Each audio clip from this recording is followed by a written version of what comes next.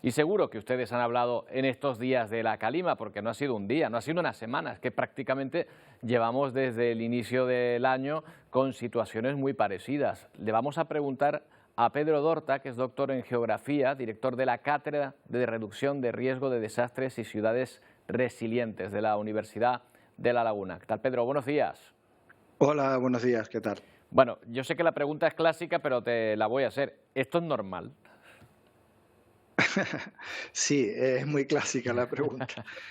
Eh, en climatología hablar de normal o anormal no tiene mucho sentido. Podemos decir si es frecuente, si es infrecuente, si no ha pasado nunca, si es nuevo.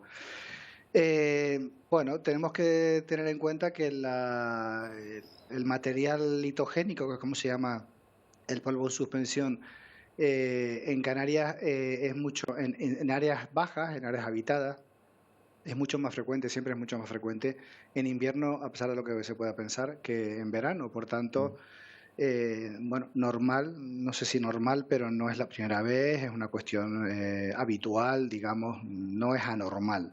Ujú. Lo que pasa es que tantos días seguidos sí que llama la atención. Hemos recordado otros episodios, pero yo no sé si Sí, llevaremos, parece casi que llevamos más días de calima que sin ella. sí, sí, es verdad que este invierno, y incluso también quiero recordar el año 22 y el año 23, han sido inviernos con muchos días de advección sahariana.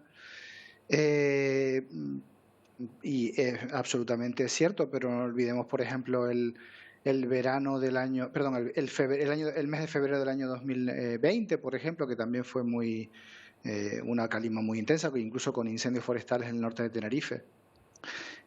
La presencia de la calima lo que viene dada por una situación anticiclónica que a su vez es la que impide la lluvia, y por eso tampoco tenemos lluvia, tenemos fundamentalmente calima. Pero son fenómenos que suelen ocupar bastantes días en invierno. Lo que pasa es que es un fenómeno muy irregular. Hay años donde hay mucho, hay años donde hay menos. Es muy Claro. irregular.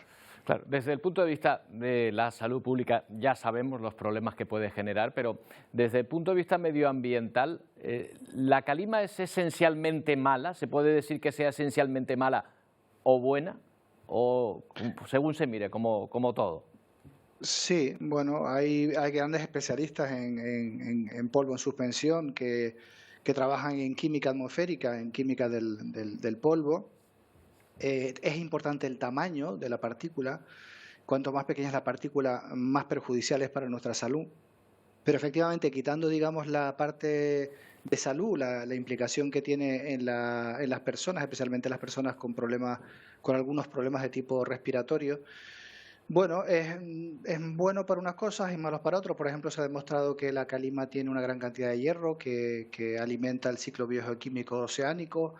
Es verdad que a veces trae algunos contaminantes no deseados, en fin, no es claramente negativa en ese sentido, pero evidentemente es negativa porque afecta a nuestra salud y eso es importante, y sobre todo será importante si se confirma que hay un incremento en la cantidad o en los días de aire sahariano. De hecho, la OMS recomienda concentraciones mucho más bajas que las que tenemos muchas veces en Canarias. Claro, o sea que podría actuar la calima incluso, vamos a mirar el lado bueno, como fertilizante, por así decirlo. O sea, podría favorecer ese aspecto. Bueno, ya, sí, en cierta medida. Es decir, ya tiene, por ejemplo, ya digo, hierro y puede contribuir a la fertilización. Incluso eh, en edad geológica, incluso ha alimentado los suelos en Canarias cuando han sido calimas masivas. Y tenemos que tener en cuenta que es mucha la cantidad que se recibe cada año.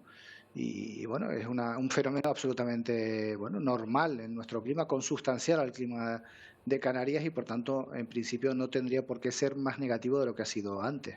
¿Solo trae polvo la calima, Pedro? ¿O trae también otros elementos? Estoy pensando en animalitos, en bichitos que de repente cuando hay calima aparecen en mayor medida o a lo mejor que solo aparecen cuando la traen esos vientos. Bueno, vamos a ver, la calima es lo que se conoce como calima, popularmente como polvo en suspensión, como dije antes, material litogénico, es decir, material que procede del suelo, es fundamentalmente material que procede del suelo. Eso no quiere decir que pueden venir en esa calima, bueno, determinados tipos de animales, bueno, de animales no, perdón, de ácaros o tipo Ujú. de ese, de, estos organismos muy de reducidas dimensiones. Como dije antes, hay personas que están trabajando en esto. Se está trabajando, por ejemplo, en el transporte de algunas bacterias, de algunos virus, pero todo eso, bueno, está en estudio. Y aunque ya digo que hay grandes especialistas, incluso en Canarias, que trabajan sobre esto, y uno de los centros más importantes del mundo de medida de aerosoles de procedencia sahariana es el Centro de Investigación Atmosférica de Izaña. Y eso es importante tenerlo, también decirlo, porque es un organismo de referencia a nivel mundial. Bueno, pues esta es la situación con este fenómeno meteorológico, que no es tan raro, como nos dice Pedro, además en esta época del año, pero que ya llama la atención cuando ya lleva tantos días presente entre nosotros. Muchas gracias Sí, por habernos lo acompañado. más Sí, preocupante es la falta de lluvia, mucho más que la calima. ya, sí, no, la sequía es otra, viene acompañada una cosa con la otra. Pedro, gracias por Exacto. habernos acompañado, buenos días. Gracias a ustedes, buenos días.